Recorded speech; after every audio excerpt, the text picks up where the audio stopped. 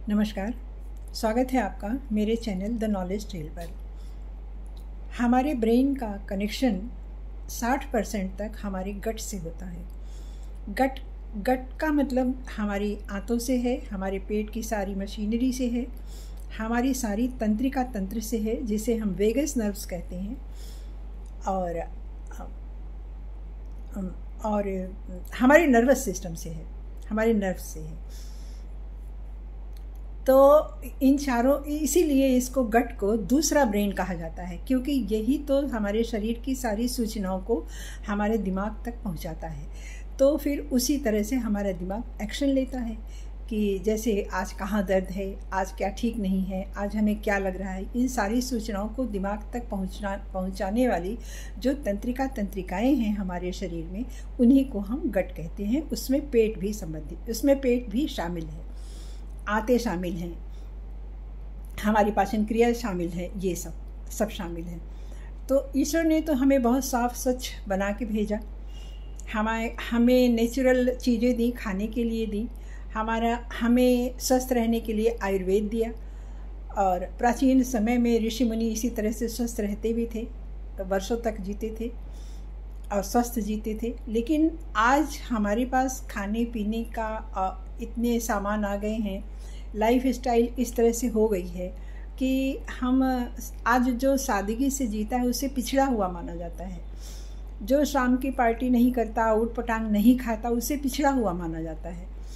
और इसी तरह से लोग 40-50 के बाद फिर दवाइयों पर वो जीने लग जाते हैं, और उसके बाद अपनी ठीक होना मुश्किल हो जाता है। इसके कारण भी कई होते हैं गट के खराब होने के। भाई कुछ अच्छा बना है तो खा लो, कुछ बाहर अच्छा मिल रहा है देख लिया तो खा लो, भूख है, पेट भर खाना खाया है फिर भी कुछ मन किया तो खा लो, कुछ खराब हो रहा है चलो इसको बैठ के खा लो। तो इस तरह खाने के तरीके कई तरह से हम लोग खोजते रहते हैं। जो भी ठीक लगा जब मन किया तब खाने लगे। कुछ सोचना नहीं है कि हजम हुआ है या नहीं हुआ है, हमारे शरीर को ज़रूरत है या नहीं है। हम बिना मतलब उसमें ठूसते रहते हैं, खाते रहते हैं, और खा खा के हम बीमार होते हैं। तो हमारी गट इसी तरह से हमारा गट गड़बड़ हो जाता है। और ब्रेन से फिर वो जब गट हमारा जब गड़बड़ हो जाता है, हमें गैस्ट्रिक बनती है या पेट में दर्द होता है या कॉन्स्टिपेशन होता है, तो हमारा फिर दिमाग ठीक से काम नहीं करता। क्योंकि जब हमारी तंत्रिका तंत्र ही खराब है तो दिमाग भी डिस्टर्ब होता है, डिस्कनेक्ट हो जाता है। फिर तो दिमाग जब डिस्कनेक्ट हो जाता है तो इसको ठीक करने के लिए, तो तंत्रिका तंत्र को, पेट को ठीक करने के लिए तो बताएं तो है ही है, लेकिन माइंड जब डिस्टर्ब हो जाता है तो फिर बहुत गड़बड़ हो जाती है। तब संभालना मुश्किल हो जाता है। दिमाग कैसे गड़बड़ होता है? हम जब स्ट्रेस में रहते हैं, स्ट्रेस से परेशान रहते हैं। कुछ लोग जैसे स्ट्रेस में हैं, कहते हैं अरे सर दर्द हो रहा है, चलो चाय पी लेते हैं। शाम हो गई है, चलो कुछ खा लेते हैं। अरे थक गए हैं, सिगरेट पी लेते हैं, या कुछ और तरह तरह के अब तो उपाय लोग खोजते रहते हैं कि ये कर लो वो कर लो, सिगरेट पे सिगरेट फूंकते जाते हैं। तो ये सब जो या किसी को ब्रेन स्ट्रेस होने का एक कारण और सबसे बड़ा हमने देखा है, लोगों में एक भय रहता है। उनको अपने ऊपर विश्वास ही नहीं होता। उनको ये होता है कि ऐसा ना हो कोई कुछ हमें कह दे। समाज में निंदा से डरते हैं, समाज में अकारण भय से डरते हैं। वो लॉजिक नहीं लगाते कि किस लिए हम डरे, क्यों हम करें।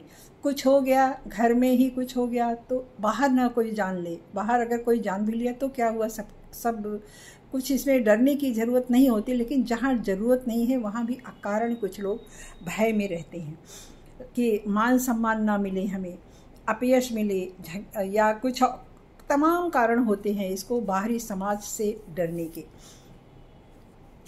कुछ तो एक ये होती है, और इसके अलावा असमय सोना, असमय खाना, असमय उठना, जब तक मन करे तब तक जो मन करे वो करना। कोई संयम, कोई नियम जीवन में नहीं रह जाता। इससे हमारा ब्रेन डिस्टर्ब होता है। फिर उसमें ब्रेन पर मैंने कई वीडियो बनाए, क्या क्या होता है। अब यहाँ अगर चर्चा करें तो बहुत लंबा हो जाएगा, लेकिन इन सब चीज़ों से हमारा ब्रेन ठीक से काम नहीं करता, उसकी क्रिएटिविटी पर असर पड़ता है। एक चीज़ और होती है जो हमारी क्रिएटिविटी पर असर डालती है कि अगर हम एक ही लाइफ स्टाइल में वर्षों तक जीते रहे तो हमारा दिमाग संकुचित हो जाता है।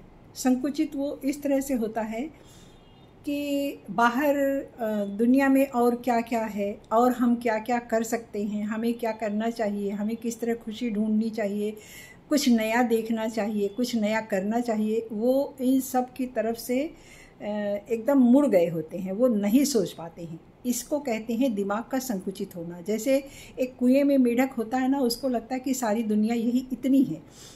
तो एक ही प्रकार की लाइफ स्टाइल में एक ही जगह पर एक ही कुर्सी पर या एक ही काम करते करते आदमी जब वर्षों बीत जाता है तो दिमाग संकुचित हो जाता है।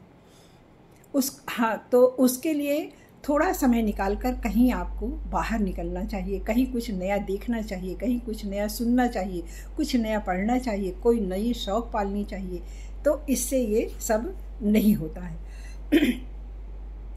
जब हम अकारण भय में आते हैं तो हमारा दिमाग, ये चीज़ कभी मेरे साथ भी हुआ है इसलिए मैं अच्छे से इसको जानती हूँ कि जब हम अकारण भय में आते हैं तो हम लॉजिक नहीं लगाते उसमें। मैंने इसी तरह से विजय पाई है अपनी सोच पर। शायद उतनी अकल भी नहीं थी तब। किसी ने कुछ कह दिया, दिन भर पड़े हैं बैठे हैं, इसने ऐसा कह दिया, इसने ऐसा कह दिया, ये सब चीज़ें थी। किसी ने कुछ भी हुआ तो लॉजिक लगाना चाहिए वहाँ पर कि उसने कहा और चला गया। हमारा बिगड़ा क्या, हमें ये सोचना चाहिए हमारा क्या कर लिया उसने। वो भौंक के या बोल के बक के चला गया, हमारा क्या कर लिया, उससे बकने दो। हम अपनी लाइफ देखेंगे कि हमको अपनी लाइफ को कैसे ऊपर ले जाना है, किस तरह से हमें अपनी उन्नति करनी है। अगर उसके बोलने पर हम सिमट के बैठ गए तो हमारी अपनी लाइफ का मतलब क्या होता है, कुछ नहीं होता। हम तो उसकी लाइफ उसके कहे अनुसार चल रहे हैं। फिर अगर वो बोल दे मर जाओ तो हम मर जाएं, तो ये नहीं। हमें खुद का अपना लॉजिक लगाना चाहिए।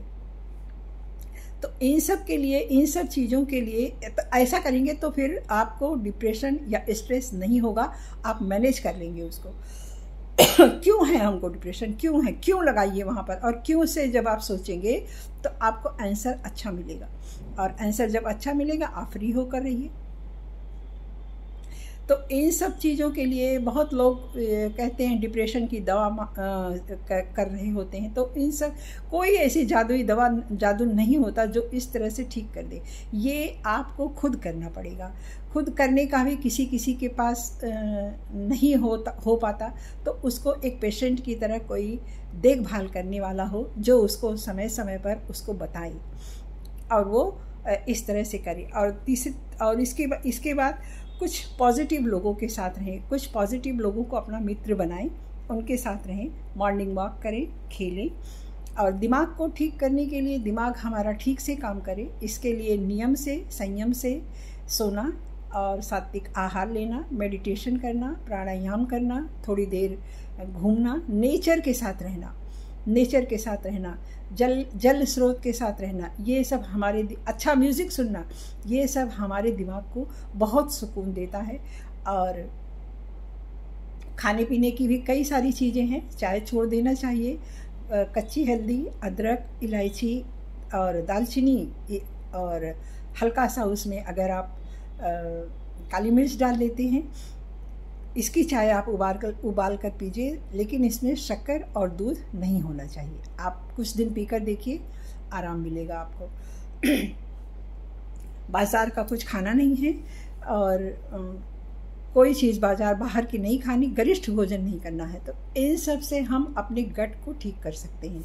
जब हमारा गट परेशान होता है, हमारा पाचन तंत्र जब बिगड़ता है, तो हमारी पूरी बॉडी हमारी शिथिल हो जाती है, और इससे फिर हमारा ब्रेन धीरे धीरे डिस्टर्ब होता है। और इन सब को हम खुद की अपनी देखभाल से हम इन सब को ठीक कर सकते हैं और अच्छी लाइफ जी सकते हैं। धन्यवाद।